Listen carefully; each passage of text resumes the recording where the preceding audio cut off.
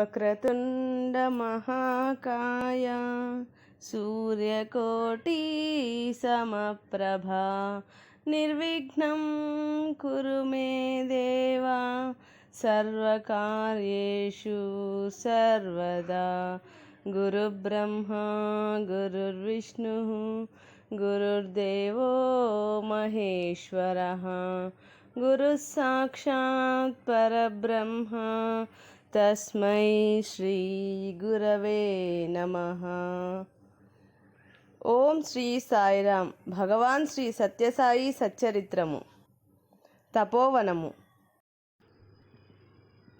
12వ అధ్యాయము. Super speciality hospital. Bhagwan Baba పేద ప్రజల కోసం పుట్టపర్తిలో కొండ మీద 1956వ సంవత్సరంలో శ్రీ సత్యసాయి జనరల్ హాస్పిటల్ నిర్మించారు. ఆ హాస్పిటల్ కానీ అందులోని వైద్యులు కానీ కేవలం నిమిత్త మాత్రమే. అసలు వైద్యుడు భగవాన్ బాబాయే. అక్కడ డాక్టర్లకు అంతుపట్టని ఎన్నో రోగాలను భగవాన్ బాబా వింతగా విచిత్రంగా నయం చేసిన ఘట్టాలు అనేకం. ఇదిలా ఉండగా భగవాన్ బాబా లక్షల విలువైన వైద్యం ఉచితంగా అందించే ప్రపంచపు వింతగా పరిగణింపబడే సూపర్ స్పెషాలిటీ హాస్పిటల్ నిర్మించాలని సంకల్పించారు. ఫలితంగా సత్యసాయి భగవానుడు 1990వ సంవత్సరం నవంబర్ 22వ తేదీ నాడు సూపర్ స్పెషాలిటీ హాస్పిటల్కి శంకుస్థాపన చేశారు.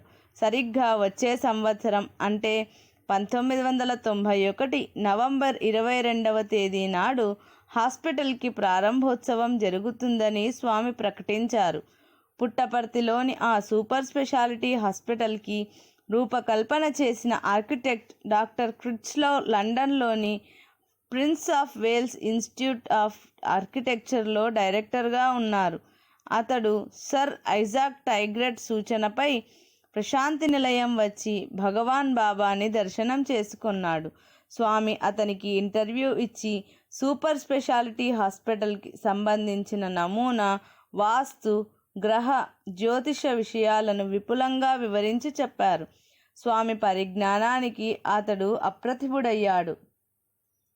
అతడు లండన్ వెళ్ళి స్వామి చెప్పిన ప్రకారం డిజైన్ తయారు చేయటానికి ఎంతగానో ప్రయత్నించాడు. కానీ అతనికి సాధ్యం కాలేదు. అప్పుడు ఒక మిత్రుని సూచనపై భగవాన్ బాబాకు తానొక పనిముట్టుగా భావించుకొని శరణు వేడి ప్రార్థించి ధ్యానించి అప్పుడు ప్రారంభించాడు. ఒక పొడవైన డ్రాయింగ్ పేపర్ తీసుకొని ఈ చివరి నుంచి ఆ చివరి వరకు ఒకేసారి హాస్పిటల్ చిత్రం గీశాడు. ప్రేమతో 2 చేతులతో దగ్గరకు తీసుకుంటున్నట్లుగా అటు ఇటు వార్డులు ప్రక్కకు వెళ్ళి ముందుకు వంపు తిరిగినట్లు స్వామి ఆజ్ఞానుసారం చిత్రించాడు. ఇక అక్కడ నుంచి ఆర్కిటెక్ట్ బృందం కూర్చొని రోజుకు 17 గంటల చొప్పున 3 నెలలు పనిచేసి ప్లాన్లు అన్నీ ఇండియాలో స్వామి చెప్పిన కన్స్ట్రక్షన్ కంపెనీకి పంపించారు. సాంకేతికంగా ఎంతో అభివృద్ధి పొందిన అమెరికా దేశంలోనే ఒక సూపర్ స్పెషాలిటీ హాస్పిటల్ కట్టడానికి 7 సంవత్సరాలకు తక్కువ పట్టదే. మరి ఇక 6 నెలల్లో స్వామి ఈ హాస్పిటల్ ఎలా నిర్మించగలరని క్రిచ్లో ఆలోచనలో పడ్డాడు.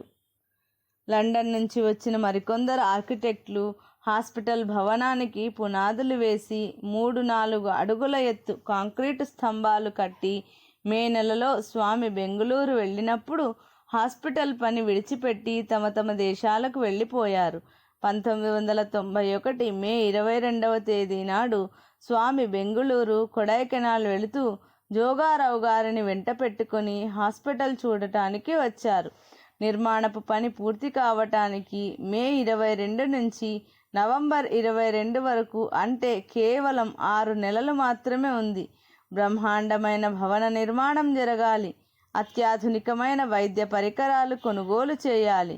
ఆయా నిపుణుల్ని సంప్రదించాలి అని తలచి జోగారావు గారు స్వామితో, స్వామి, మనం ఎన్ని వేల మందిని పెట్టి రాత్రింబవళ్ళు చేసినా మనం ఈ పనిని నవంబర్ 22 లోపల పూర్తి చేయగలమా? దీనికి కావలసిన ధనము అంటుండగా స్వామి ఆయనతో, అనుమానం తరంగాలు కల్పించకు. స్వామి సంకల్పం జరిగి తీరుతుంది అంటూ ఇంజనీర్ బ్రిగేడియర్ బోస్ని పిలిచి లార్సన్ అండ్ టబ్రో కంపెనీ ద్వారా రోజుకు 2000 మంది కూలీలను పెట్టి పని పూర్తి చేయించు అని ఆదేశించి కొడైకెనాల్ వెళ్ళారు. స్వామి మీద సంపూర్ణమైన భారం మోపి తాను నిమిత్తమాత్రుడుగా ఉంటూ భారత ఇంజనీర్ బోస్ గారు నిర్విరామంగా కృషి చేసి రోజుకు 2000 మంది పైన పనివారిని పెట్టి రాత్రింబవళ్ళు శ్రమించారు. ఫలితంగా అక్టోబర్ 15, 1991 నాటికే బృహత్తరమైన భవన నిర్మాణం పూర్తి చేయబడి వైద్య ప్రముఖులకు అందజేయబడింది. సర్ ఐజాక్ టైగ్రెట్ సూపర్ స్పెషాలిటీ హాస్పిటల్కి సమర్పించిన యంత్ర పరికరాలను భారత ప్రభుత్వం వారు ఎక్సైజ్ సుంకము లేకుండగా భారత విమాన సంస్థ ద్వారా ఇతర దేశాల నుంచి పుట్టపర్తికి చేరవేశారు. ఇందుకు అవసరమైన జెట్ విమానాలు నేరుగా పుట్టపర్తిలో దిగటానికి వీలుగా సంవత్సరం ముందుగానే సత్యసాయి విమానాశ్రయాన్ని అంతర్జాతీయ విమానాశ్రయంగా రూపొందించటం జరిగింది. సింక్లెర్ మహాశయుడు ఇచ్చిన ₹1 కోటి రక్త పరీక్ష చేసే అధునాతన పరికరం హాస్పిటల్కి అమెరికా నుంచి తెప్పించారు.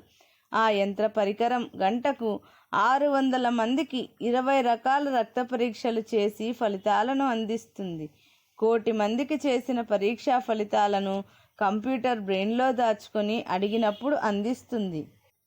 చివరకు 1991 నవంబర్ 22వ తేదీ రానే వచ్చింది. శ్రీ సత్యసాయి పరమాత్ముని సంకల్పానుసారంగా మొదటి రోజునే 4 ఓపెన్ హార్ట్ సర్జరీలు జరిగాయి. ఎంత అద్భుతం, ఎంత అద్భుతం! సంవత్సరం క్రితమే ప్రారంభోత్సవం తేదీ ప్రకటించారు. 6 నెలల క్రితం అక్కడ కేవలం పొలాలు మాత్రమే ఉన్నాయి. 5.5 నెలలలో బృహత్తరమైన భవన నిర్మాణం జరగటం, ప్రపంచంలోనే అరుదైన సాంకేతిక యంత్ర పరికరాలు నేరుగా పుట్టపర్తి విమానాశ్రయంలో దిగటం, అనుకున్న రోజునే ప్రారంభోత్సవం జరగటం, ఆ రోజునే ఓపెన్ హార్ట్ సర్జరీలు జరగటం ఎంత విచిత్రం! ప్రపంచ మేధావులే దిగ్భ్రాంతి చెందారు. ఇంతకు మించి అద్భుతమైన మరొక సూపర్ స్పెషాలిటీ హాస్పిటల్ నిమిత్తం బెంగుళూరులో 1999వ సంవత్సరం సెప్టెంబర్ 2వ తేదీ నాడు భగవాన్ బాబా వారు శంకుస్థాపన చేశారు. సుమారుగా 300 కోట్ల రూపాయల వ్యయంతో 16 నెలల కాలంలో స్వామి సంకల్పంతో నిర్మింపబడిన ఈ హాస్పిటల్ 2001 జనవరి 19న వైభవంగా ప్రారంభింపబడింది. బెంగుళూరులోని హైటెక్ సిటీ సమీపంలో ఇది నిర్మింపబడింది. సత్యసాయి పరమాత్ముడు నా సంకల్పం జరిగి తీరవలసిందే, చతుర్దశ భువనములు ఏకమైన నేను చేయ సంకల్పించిన కార్యములకు అవరోధము కలుగదు, నా అనంత మహిమను ఎట్టివారునూ గ్రహింపలేరు, బ్రహ్మాదులకు కూడా నా మహిమ అగోచరము, అటువంటి నా మహిమలో 1 కోటి అంశమునైన మానవులలో ఎంతటి ధీశాలి కూడా గ్రహింపజాలడు అన్న దివ్య వాక్కులను మనమేనాడు మరువకూడదు. ఆపరేషన్ చేసింది ఎవరు? ఒక రోజున ఒక తండ్రి 9 సంవత్సరాల వయసున్న తన కుమారుణ్ణి తీసుకొని వచ్చి సూపర్ స్పెషాలిటీ హాస్పిటల్లో గుండె పరీక్ష చేయించాడు. అతని స్థితి ఎంత మాత్రమూ బాగలేదు. అతని గుండెలో 9 రంధ్రములున్నాయి. అతడు ఆపరేషన్కి తట్టుకోగల స్థితిలో లేడని డాక్టర్లు అతనికి ఆపరేషన్ చెయ్యమని చెప్పారు. ఆ రోగి తనకు ఎలాగైనా ఆరోగ్యాన్ని ప్రసాదించమని స్వామిని వేడుకొనసాగాడు. సాయి భగవానుడు అతని ప్రార్థన ఆలకించారు. ఒకరోజు ఉదయం భగవాన్ బాబా డాక్టర్లతో సంభాషిస్తూ ఆ వ్యక్తి ఆరోగ్య స్థితి గురించి అడిగారు. అతనికి చాలా కంప్లైంట్స్ ఉన్నాయని, అందువల్ల ఆపరేషన్ చేయటం మంచిది కాదని తామంతా భావించినట్లు డాక్టర్లు చెప్పారు. ఆపరేషన్ చేయండి, పర్వాలేదు, నేను చూసుకుంటాను అన్నారు స్వామి. అతనికి ఆపరేషన్ జరిగింది.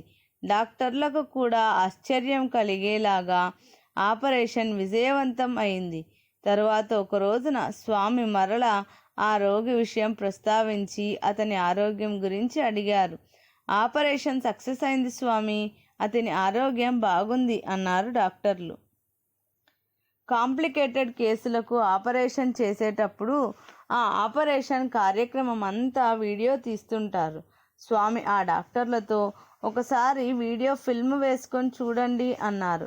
స్వామి ఆజ్ఞపై ఆ వీడియో ఫిల్మ్ చూస్తే ఆ అందరి డాక్టర్ల స్థానంలో స్వామే అనేక రూపాలలో ఆపరేషన్ టేబుల్ చుట్టూ కనిపించేసరికి డాక్టర్లకు అహంభావం అదృశ్యమైపోయింది.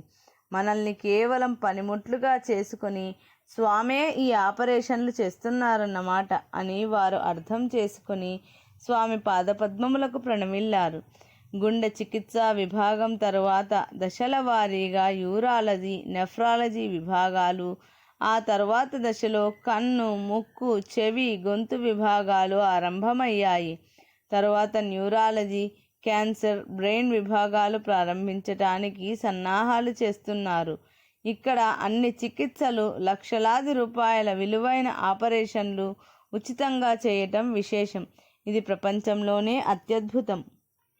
ఈ హాస్పిటల్ గురించి మాట్లాడుతూ ఒకసారి స్వామి, మా హాస్పిటల్లో పేషెంట్స్ నవ్వుతూ ఉంటారు, వారి బంధువులు నవ్వుతూ ఉంటారు, డాక్టర్లు నవ్వుతూ పనిచేస్తుంటారు, నర్సులు నవ్వుతూ సేవలు అందిస్తుంటారు, అంతా ఆనందంగా ఉంటారు.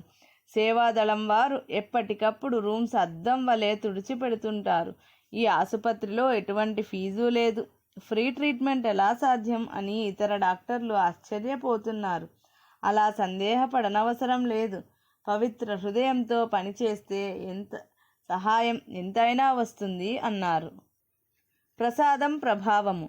ఒకసారి ఒక దంపతులు తమ చిన్న కుమార్తెకు హార్ట్ కంప్లైంట్ ఉన్న కారణంగా పుట్టపర్తి తీసుకొని వచ్చి సూపర్ స్పెషాలిటీ హాస్పిటల్లో చూపించారు. ఆ అమ్మాయిని పరీక్ష చేసి ఆమె ప్రమాద పరిస్థితిని గమనించి డాక్టర్లు, ఈమె గుండెలో 2-3 రంధ్రాలున్నాయి, పరిస్థితి ఎంత మాత్రమూ బాగలేదు, రేపు ఉదయమే ఈమెకు ఓపెన్ హార్ట్ సర్జరీ చేయాలి అన్నారు.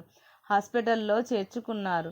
ఆ అమ్మాయి తండ్రి ఆందోళనతో మర్నాడు ఉదయమే భగవాన్ బాబా దర్శనం చేసుకొని వద్దామని, వీలైతే స్వామికి ఈ విషయం చెప్పి ఆశీస్సులు తీసుకుందామని ప్రశాంతి నిలయం వెళ్ళి దర్శనం కోసం కూర్చున్నాడు.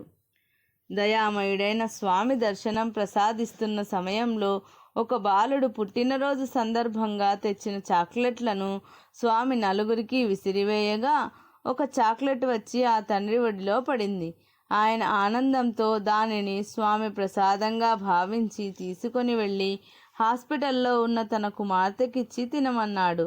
తరువాత కొంతసేపటికి ఆ అమ్మాయికి ఆపరేషన్ చేయటానికి లోపలకు తీసుకొని వెళ్ళి ఎక్స్రేలు తీస్తే ఏ కోణంలోనూ ఆమె గుండెలో ఎటువంటి లోపము కనపడకపోవడం వల్ల ఆమెకు ఆపరేషన్ అవసరం లేదని పంపించి వేశారు.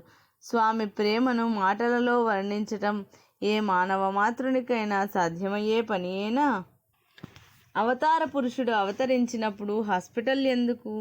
మరి అవతార పురుషుడు అవతరించినప్పుడు హాస్పిటల్ ఎందుకు అని కొందరికి అనుమానం కలుగుతుంది. దానికి స్వామి ఇలా సమాధానం చెప్పారు. స్వామి కేవలం తన సంకల్పంతోనే రోగులందరికీ ఆరోగ్యం ప్రసాదించవచ్చు కదా, ఇంకా హాస్పిటల్ ఎందుకు అని కొందరికి అనుమానం వస్తుంది. కానీ ఒక్క మాట, నాది కేవలం ఈ ఒక్క హాస్పిటల్ మాత్రమే కాదు. ఒక వ్యక్తికి మద్రాసులో ఒక హాస్పిటల్ ఉన్నదనుకోండి, అతడు శక్తిహీనులైన పిల్లలకు వైద్యం చేసి ఆరోగ్యం ప్రసాదిస్తుంటాడు. అది కూడా నా హాస్పిటలే. నిజానికి అన్ని చోట్ల ఉన్న అన్ని హాస్పిటల్స్ నావే. నేను వాటన్నింటినీ చూస్తుంటాను. అంతెందుకు, ఎవరెవరు ఎక్కడెక్కడ నుంచి హృదయపూర్వకంగా సహాయం కోసం నన్ను ప్రార్థిస్తారో వారే భాషలో పిలిచినా, హాస్పిటల్ నుంచి కానీ ఇంటి నుంచి కానీ ఎక్కడ నుంచి పిలిచినా వారందరూ నా వారే. నన్ను కేవలం ప్రశాంతి నిలయం చుట్టూ ఉన్న కొద్ది ఎకరములు మాత్రమే పరిమితం చేయకండి. ప్రశాంతి కోసం ఎవరు ఎక్కడ నుంచి ప్రార్థిస్తే అక్కడే ఒక ప్రశాంతి నిలయం ఏర్పడుతుంది. మరొక ముఖ్య విషయం గుర్తుపెట్టుకోనండి. హాస్పిటల్ మీలో నమ్మకం ఏర్పరచటం కోసం, మీచే దివ్యత్వం గుర్తింపచేయటం కోసం, మీకున్న సంశయం తొలగించటం కోసం సహకరిస్తుంది. అది కూడా అవసరమే. కొందరికి మందుల మీద, ఇంజెక్షన్ల మీదే నమ్మకం ఎక్కువ. అటువంటి వారికి కూడా వైద్యం అందించి తృప్తి కలిగించటం నా విధి. వారికి ఇంకా భగవానుడు అనుగ్రహం మీద నమ్మకం దృఢం కాలేదు. కాబట్టి అటువంటి వారి కోసం హాస్పిటల్ అవసరమే. ఒక్కొక్కరికి ఒక్కొక్క వైద్యం. ఒకసారి ప్రశాంతి నిలయంలోని పాత హాస్పిటల్లో పనిచేస్తున్న డాక్టర్ సీతారామయ్య గారికి ఆరోగ్యం బాగుండక తన గదిలో పడుకొని ఉన్నారు. అప్పుడు భగవాన్ బాబా ఆ గదికి వెళ్ళి ఆయనను పరామర్శించి దగ్గర కూర్చొని యాపిల్ పండు ముక్కలు కోసి ఆయనకు పెట్టి వచ్చారు. ఆ సమయంలో స్వామితో పాటు కస్తూరి గారు కూడా ఉన్నారు. కస్తూరి గారు మనస్సులో, ఆహా, ఈయనకు అనారోగ్యం అనేది ఎంత ఉపకారం చేసింది. స్వామి స్వయంగా గదికి వచ్చి పరామర్శించి పండు కోసి ముక్కలు చేసి అందించారు. ఇలా నాకు కూడా అనారోగ్యం కలిగితే బాగుండును అనుకున్నారు. కొన్నాళ్లకు కస్తూరి గారికి వెన్నెముక బాగా నొప్పి చేసి కదలలేని స్థితిలో ఉన్నారు. అప్పుడు స్వామి తన దగ్గరకు వస్తారు కాబోలు అనిపించింది ఆయనకు. ఆ సమయంలో స్వామి కస్తూరి గారిని వెంటనే తన గదికి రమ్మని కబురు చేశారు. ఇక తప్పని పరిస్థితిలో ఆయన నిదానంగా స్వామి గదికి చేరుకున్నారు. స్వామి ఆయనకు క్రొత్త సంవత్సరం క్యాలెండర్ల కట్ట ఒకటి ఇచ్చి, నిలయంలో ప్రతి గదికి నీవు వీటిని స్వయంగా తీసుకొని వెళ్ళి ఒక్కొక్క గదిలో ఒక్కొక్క క్యాలెండర్ ఇచ్చిరా వెళ్ళు అని ఆజ్ఞాపించారు. అంతే. మళ్ళీ మాట్లాడకుండా ఆ క్యాలెండర్లనన్నీ ఆయనే స్వయంగా తీసుకుని బయలుదేరి నిలయంలోని అన్ని అంతస్తులలోని అన్ని గదులకు వెళ్ళి ఇచ్చి వచ్చారు. అప్పుడు కొందరు ఆయన అవస్థ చూసి, మీరెందుకు ఇబ్బంది పడటం, మేమిచ్చి వస్తాము అన్నారు. కస్తూరి గారు ఒప్పుకోలేదు. పోనీ కనీసం ఆ క్యాలెండర్ల కట్ట మేము మోసుకు వస్తాము అన్నారు. కస్తూరి గారు ఒప్పుకోలేదు. నేనెందుకు ఒప్పుకోలేదో వాళ్ళకేమి తెలుసు అంటారు కస్తూరి గారు. ఎవరికి ఏ వైద్యం అవసరమో సాయినాథునికి తప్ప ఎవరికి తెలుసు. ఓం శ్రీ సత్యసాయి పరబ్రహ్మణే నమః. శాంతి శాంతి శాంతి. ఇది 12వ అధ్యాయము సంపూర్ణం.